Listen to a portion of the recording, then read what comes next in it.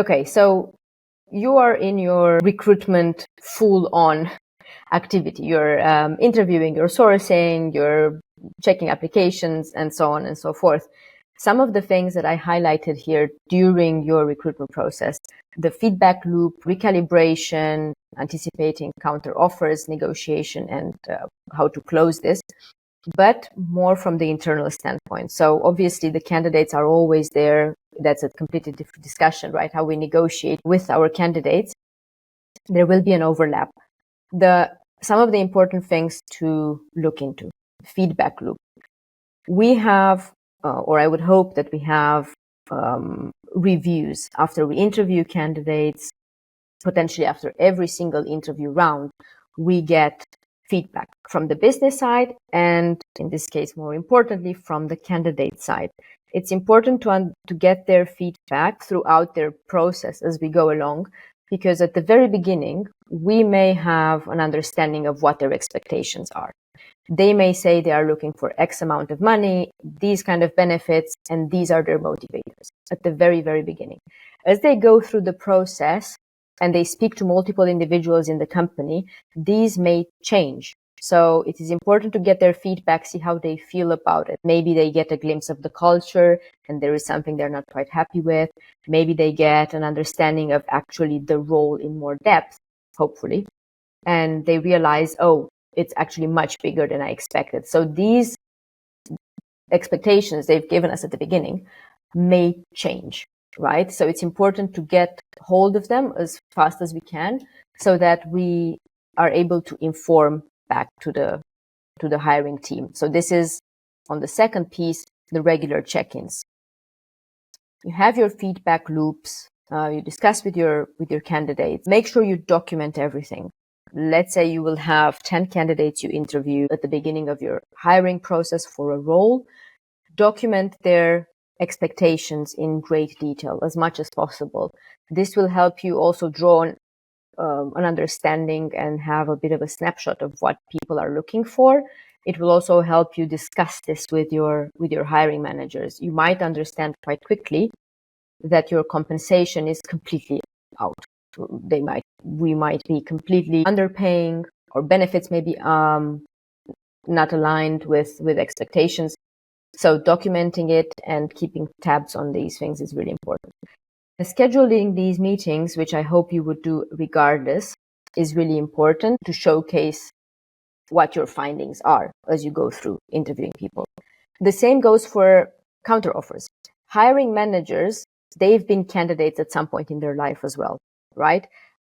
They probably forget that the individuals we are interviewing are employed and they might get counteroffered. So it's important to understand, again, on the candidate side, what is their motivator primarily. But on the internal side, we need to raise awareness and we need to discuss the counter offers with our candidates on the one hand side and internally on the other hand side. So again, trying to raise questions such as, okay, if we move ahead with the individual and we are not able to pay them the expected amount, how are we going to ensure that they are not being counter offered? Also making hiring managers and interviewers aware that they have to influence, let's say, an offer acceptance throughout their interviews as well. It's not only on the recruiter's shoulders to do so, but the interviewing team also has the capacity to, let's say, put candidates at ease when it comes to their expectations or their fears or their thoughts about what may go wrong in the actual job. And this all helps alleviate some of the pressure when we get closer to the closing stage. Now, this is all nice. You try to help your hiring team, your hiring manager when interviewing, and you try to provide them with as much extra content as possible as they move along. Now, there are negotiation techniques which we can look at. Of course, there are wonderful books about it. There is one in particular I wanted to mention called Never Split Difference. Please look into it. It's not the time now to discuss it. One of the things I highlighted in here is something called BATNA, or Best Alternative to a Negotiated Agreement. This applies basically in every negotiation you will probably have. A live example, I won't look at the slide, but imagine that you are at an offer stage with a candidate who's been doing brilliantly throughout the process. The feedback is outstanding. You kind of knew that they are a bit outside of your compensation range, and you still decided to go ahead because there is an agreement with the hiring manager that they might potentially do something about it. They might or might not. So you get to the offer stage and you present it saying, okay, it is a bit above the budget. And they come back and saying, well, sorry, I can't do anything about the budget. We can't stretch that far. The rationale behind it is varied and dependent on your hiring manager, it will have a foot to stand on or not sometimes. Now, what BATNA refers to is presenting the second option and showcasing why that second option should be no option at all.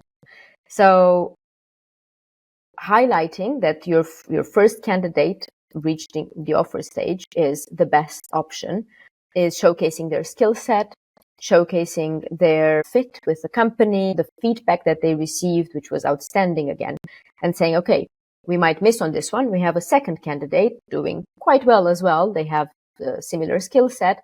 However, potentially we had question marks in relation to their, let's say, leadership capabilities or their technical skills in whatever domain they are working in. So if we do go with the second individual, what this means is that we will have to invest training time, which costs money, and we will have a longer onboarding period of time for them without having the certainty it will actually work out in the long term.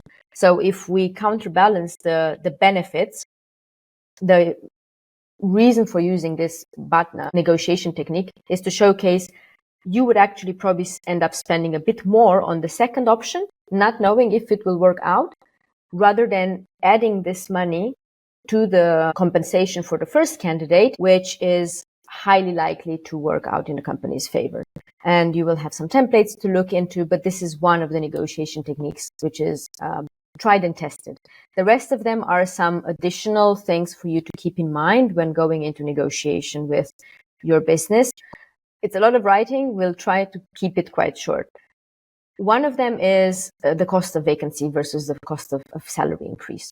How much does it cost you to keep this job open? And try to have this data prepared in advance, right? Think of what we discussed at the very beginning. That's why you need all that information when you start hiring. Think about lost revenue. Think about decreased team productivity. And then in comparison, what would it actually cost you to have this salary increase? Oftentimes you will have restrictions. If you have salary bands and they are extremely strict, you will face these restrictions. And should that be the case, you should make sure from the very beginning that you don't go into this if you have no flexibility at all. A second thing is competitive market benchmarking. Sometimes we have access to salary information on the market, sometimes we don't. If you are on Slack channels, there are plenty of communities which would share information about salaries, and providing this up-to-date market salary information to both your hiring teams, your leadership, and your compensation teams should highlight how offering a competitive salary can ensure securing top talent, right? Another thing was the candidate's unique value proposition. So individuals may bring skills and expertise to the team, which will, let's say, expand the team's productivity. They will make them more efficient. They will save time. And dealing with these unique skills, you need to highlight them as you go along through your recruitment process, through your interviews, through your feedback loops. Highlight them and emphasize them, how this alignment helps with the bottom line, with the ROI, basically. Counter offers and competitive offers we've touched upon before. There are other things which I would really like to highlight. For example, onboarding and training costs. Just like in the BATNA example, how much does it cost us if we bring someone less qualified? How much does it cost us to onboard them? How much does it cost us to train them? How much time will you, hiring manager, spend bringing this person up to speed instead of bringing someone who can already do the job, most likely from the get-go? This is not to say that we need to be ticking every single box in their job requirement from the beginning.